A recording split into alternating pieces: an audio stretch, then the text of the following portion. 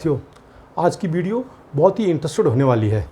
आज मैं आपको बताना चाहता हूं कि विधानसभा में कौन कौन से मुद्दे उठाए जा सकते हैं, इसीलिए अंत तक इस वीडियो में बने रहिए। साथियों, अगर आप उत्तराखंड से विधानसभा इलेक्शन लड़ना चाहते हैं तो आपके लिए यह वीडियो उपयोगी साबित हो सकती है। आपको तो पता ही है कि उत्तराखंड में और उत्तर प्रदेश में सन 2027 में इलेक्शन होने हैं, तो आप अब इससे तैयारी शुरू कर सकते हैं। साथियों, मुद्दे होते हैं हर विधानसभा के अलग अलग होते हैं। कभी भी एक मुद्दा हर जगह नहीं चल सकता, परंतु कुछ मुद्दे ऐसे होते हैं वे हर जगह काम कर जाते हैं।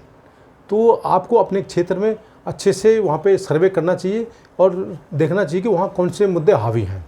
फिर भी 4-5 मुद्दे ऐसे होते हैं जो कि हर जगह काम कर जाते हैं। अब जैसे उत्तराखंड की बात ले लीजिए। उत्तराखंड में जैसे पहाड़ी इलाका है व गाँव हैं, तो उसके अलावा नीचे शहर भी हैं, तो शहर के अलग मुद्दे होंगे, गांव के अलग मुद्दे होंगे। जैसे पहाड़ी क्षेत्रों में आजकल आपने देखा होगा कि भयंकर पलायन हो रहा है, गांव के गांव खाली हो रहे हैं और इसी गांव पलायन की वजह से वहाँ पे भयंकर आंदोलन भी हुआ था, जिसकी वजह से अलग राज्य बना था। परंतु अलग राज्य बनने के बावजूद वहाँ का लोगों का वहाँ से पलायन नहीं रुका है, ख़ास तौर पे अल्मोड़ा और पौड़ी डिस्ट्रिक्ट से। और 25 साल के बाद भी स्थिति और भी बिगड़ गई है। तो ये पलायन का मुद्दा हो सकता है, भैया यहाँ से पलायन क्यों हो रहा है, यहाँ बुथा गांव क्यों हो रहे हैं, इनको रोकने की कोशिश क्यों नहीं की जा रही है। और दूसरा मुद्दा वहाँ पे हो सकता है कि जो जंगली जानवर हैं, जैसे सुअर हो गया, बंदर हो गया, लंगूर हो गया, ये वहाँ की फसलों को बर्बाद कर रहे हैं और इसकी वजह से लोगों ने खेतीबाड़ी करना ही बंद कर दिया है। और जब खेतीबाड़ी नहीं हो पा रही है तो वे अपनी आजीविका कमाने के लिए फिर शहर की तरफ जा रहे हैं। साथियों, मुझे याद है कि सन 50 साल पहले जब हम छोटे थे तो उन दिनों एक शिकारी ग्रुप आया था वहाँ पे।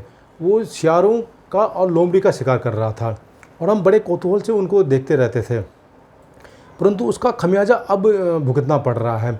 उन्होंने उस एरिया के सारे सियार और लोमड़ियों को मार दिया। इसका यह परिणाम निकला कि वहाँ पे सुअरों की तादाद बढ़ गई है। होता क्या है कि जो सियार और जो लोमड़ी होती है, ये सुअरों के बच्चों का शिकार करते हैं। तो जब वहाँ सियार और लोमड़ी नहीं रहेंगे तो सुअरों का वहाँ पे उनका जनसंख्या बढ़ना ही, उनकी तादाद तो लाजमी है, बढ़ेगी ही। इसी वजह से आजकल जो समस्या पैदा हो रही है कि खेतीबाड़ी को सुअर नुकसान कर रहे हैं, वो उसी का ही नतीजा है। साथियों, आपने देखा ही होगा कि दिल्ली में भी एक समय में बहुत यहाँ पे बंदर पाए जाते थे, ख़ास तौर पे सेंट्रल सेक्टर इलाके में, नॉर्थ ब्लॉक, साउथ ब्लॉक, ये कृषि भवन, वायु भवन, रेल भवन। तो दिल्ली सरकार ने इन पे काबू करने के लिए बड़े बड़े पिंजरे बनवाए और मंगा करके इनको पिंजरों में बंद करके सीधा हिमाचल प्रदेश और उत्तराखंड के जंगलों में छोड़ दिया। अब ये बंदर हैं, यही वहाँ से जंगलों से होते हुए ये गांव-गांव में पहुँच गए हैं और ये खेतीबाड़ी को बर्बाद कर रहे हैं। इन खेतीबाड़ी के बर्बाद होने की वजह से लोग अब गाँव छोड़ करके शहर की तरफ जा रहे हैं। तो ये मुद्दा हो सकता है कि किस प्रकार इन जंगली जानवरों को निपटान किया जाए, इनको शिकार किया जाए और पब्लिक को कुछ रिलीफ दी जाए। साथियों, एक और मुद्दा है, वहाँ पे शिक्षा का मुद्दा है। वहाँ पे शिक्षा की स्थिति ख़राब है और वहाँ पे जो प्राइमरी स्कूल से लेकर के हायर सेकेंडरी स्कूल तक सब एक एक करके बंद हो रहे हैं। कारण ये है कि प्लान के कारण वहाँ पे स्टूडेंट की संख्या भी कम हो रही है और जहाँ पहले एक समय में 100 बच्चे पढ़ते थे, वहाँ मुश्किल से 10-10, 12 बच्चे पढ़ रहे हैं और इस तरह से स्कूलों में कटौती की जा रही है। जिस प्रकार स्कूलों में कटौती की जा रही है, उस प्रकार वहाँ पर रोज़गार में भी कटौती हो रही है। जैसे कि मास्टर की कटौती की जा रही है।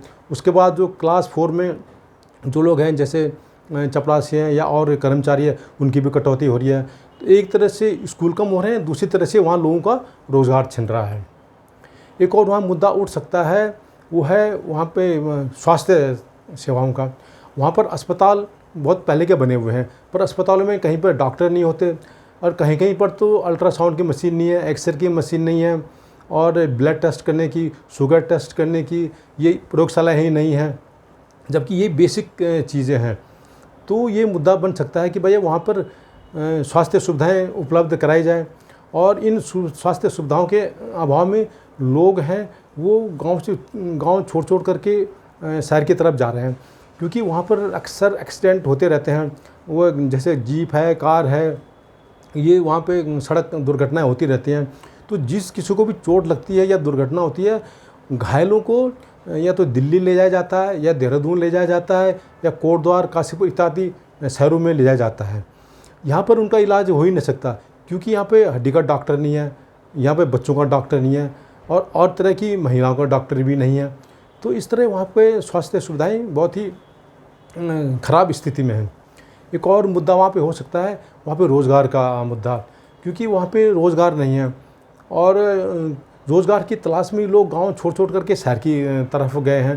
तो आप वहाँ यह कह सकते हैं, वो मुद्दा ज़ोर से उठा सकते हैं, और अपनी तरफ से सजेशन दे सकते हैं कि मैं यहाँ पर जितने भी यहाँ बंजर खेत हैं उनको आबाद करूँगा, क्योंकि ये बंजर खेत में हम कुछ न कुछ ऐसी चीज़ें लगा सकते हैं जिनको कि ये जंगली जानवर जैसे बंदर, लंगूर या ये सुअर नहीं खाते हैं, जिनमें हल्दी हो गया, अदरक हो गया, काली हल्दी हो गया, लेमन ग्रास हो गया, इत्यादि लगा सकते हैं। तो आप अपनी तरफ से एक विकल्प दे सकते हैं।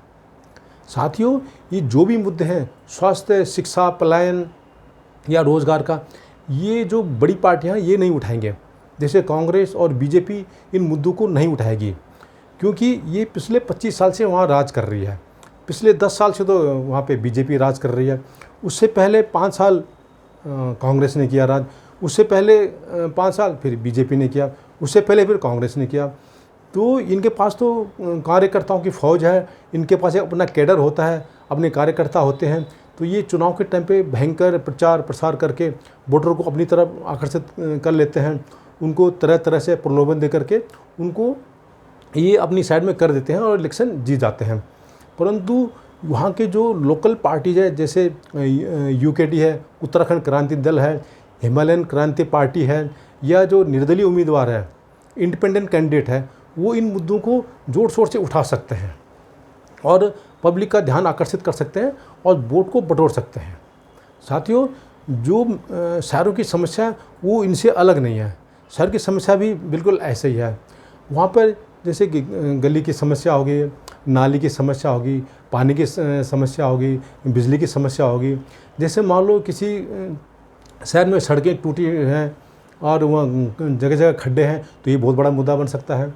पानी वहाँ पे पीने के लिए नहीं है, या पानी के वहाँ टैंकर की वहाँ माफिया चल रहा है, तो इस पर भी हो सकता है।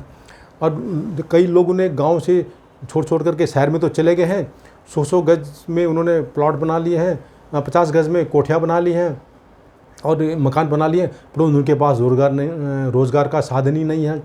हमारे जितने भी फौजी भाई हैं वो वहाँ पे जैसे रुड़की हो गया, देहरादून हो गया और रामनगर हो गया, काशीपुर हो गया, यहाँ तो बस गए हैं, परंतु वहाँ पे उनको रोज़गार का साधन नहीं है। वो कंपनियों में गार्ड के रूप में काम कर रहे हैं, तो रोज़गार वहाँ पे बहुत बड़ी समस्या है। तो यह वहाँ पर जो शहरों की समस्या है, वहाँ पर सड़क की भी है, पानी की समस्या है, रोज़गार की समस्या है। इसके अलावा वहाँ पे चिकित्सा की भी समस्या है कि वहाँ पे चिकित्सा उपलब्ध तो हो जाती है, परंतु वहाँ पे गवर्नमेंट हॉस्पिटल नहीं है। वहाँ पे सब है वो प्राइवेट हॉस्पिटल है, जैसे प्राइवेट नर्सिंग होम हो गया या प्राइवेट हॉस्पिटल हो गया, वो जो बहुत महंगे हैं। जो पैसे वाले लोग हैं या मिडिल इनकम से ऊपर वाले इनकम वाले लोग हैं, वो तो वहाँ से अपना इलाज करा सकते हैं, परंतु गरीब कहाँ से इलाज कराए। तो ये बहुत बड़ा मुद्दा बन सकता है कि भैया इन हॉस्पिटलों पर लगाम कसो और वहाँ पे सरकारी हॉस्पिटल खोलो। एक और मुद्दा वह शिक्षा का हो सकता है, क्योंकि शिक्षा की स्थिति शहरों में भी वैसे ही है जैसे कि गाँव में है। गांव में तो सरकारी स्कूल थोड़े बहुत हैं और शहर में तो बिल्कुल भी नहीं है। कारण ये है कि वहाँ पर प्राइवेट स्कूल ज़्यादा है, प्राइवेट कॉलेजेस हैं, प्राइवेट यूनिवर्सिटीज़ हैं और ये बहुत महंगे फीस लेते हैं। यूनिवर्सिटीज़ और कॉलेजेस में तो डोनेशंस भी लेते हैं, तो ये बहुत बड़ा मुद्दा है कि आम जनता को या गरीब आदमी को अपने बच्चों को पढ़ाना बहुत ही भारी पड़ रहा है। उनका पूरा बजट उसमें ही चला जाता है। तो इस पर भी एक मुद्दा इस तरह का बन सकता है, भैया यहाँ तो सरकारी स्कूल खोलो या फिर इन प्राइवेट कॉलेज हो गए, स्कूल हो गए या यूनिवर्सिटीज़ हो गए, इन पर लगाम कसो, इन पर ये डोनेशन वगैरह ये बंद होनी चाहिए। इस तरह वहाँ पे रोज़गार का मुद्दा है, क्योंकि रोज़गार की समस्या हर जगह है। तो साथियों, इसके अलावा वहाँ पे एक बहुत बड़ा मुद्दा हो सकता है, वो है कर्ज़ का मुद्दा। हर पाँचों आदमी कर्ज़ की जाल में फंसा हुआ है, और ये कर्ज़ है वो लोगों ने गांव में भी ले रखा है और शहर में भी ले रखा है। और आजकल आपको पता है कि व्यवसाय बिना कर्ज़ के चलता नहीं है। तो एक तो बीच में 8 से 8-9 साल पहले जब नोटबंदी लागू हुई थी, उसके बाद फिर 28% GST लगा दिया, और इसके काफ़ी लोगों की नौकरियां चली गई और व्यापार बंद हो गए। और ख़ास तौर पे जो व्यापारी वर्ग है उनको तो गहरा आघात पड़ा, और बाकी रही सही कसर थी वो यहाँ पे कोरोना वायरस ने निकाल दी। उसके बाद लगातार 3 साल जो लॉकडाउन लगा, उससे कई लोगों की नौकरियां चली गई, काम धंधे बंद हो गए, लोग बेरोज़गार हो गए। और जिन लोगों ने कर्ज़ ले रखे थे वे कर्ज़ उतार नहीं पा रहे हैं, बल्कि और भी ज़्यादा डूब गए हैं। और इनको लिए जितने भी रिकवरी एजेंट परेशान कर रहे हैं, बैंक वाले परेशान कर रहे हैं, उनके मकानों की कुर्की कर रहे हैं। और इन मजबूरन फिर इतना परेशान हो गए इन रिकवरी एजेंटों की प्रताड़ना से कि रिकवरी एजेंट घर में जाकर के उनको प्रताड़ित करते हैं, गलीज करते हैं, मिसबिहेव करते हैं, कि वे सुसाइड करने को, आत्महत्या करने को मजबूर हैं। तो आपने पिछले दिनों समाचार पत्रों में भी सुना होगा, सोशल मीडिया के माध्यम से सुना होगा कि हज़ारों लोगों ने आत्महत्याएँ की, सुसाइड किया। ये समाचार हैं, ये मेन मीडिया में नहीं आते हैं और मेन अखबारों में कम ही आते हैं। तो साथियों, आप कह सकते हैं कि भैया जिस प्रकार की प्राइम मिनिस्टर फंड बनाया गया है, उसी प्रकार कर्ज माफ़ी का भी फंड होना चाहिए। जिस प्रकार बड़े बड़े उद्योगपतियों का कर्ज माफ़ किया जा रहा है, राइट ऑफ के नाम से, राइट डाउन के नाम से या हेयर कट के नाम से, उसी तरह से आम जनता का भी कर्ज माफ़ किया जाना चाहिए।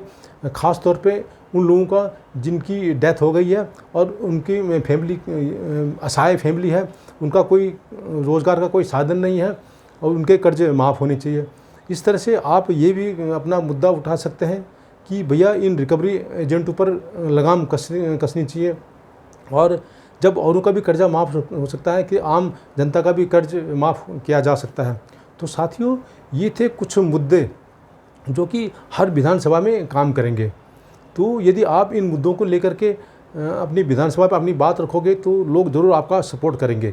इसके अलावा आपको अपने विधानसभा में सर्वे भी करना पड़ेगा, वो मुद्दे देखने पड़ेंगे कि वहाँ पर क्या क्या और नए मुद्दे हो सकते हैं, क्योंकि हर विधानसभा के अलग अलग मुद्दे हो सकते हैं।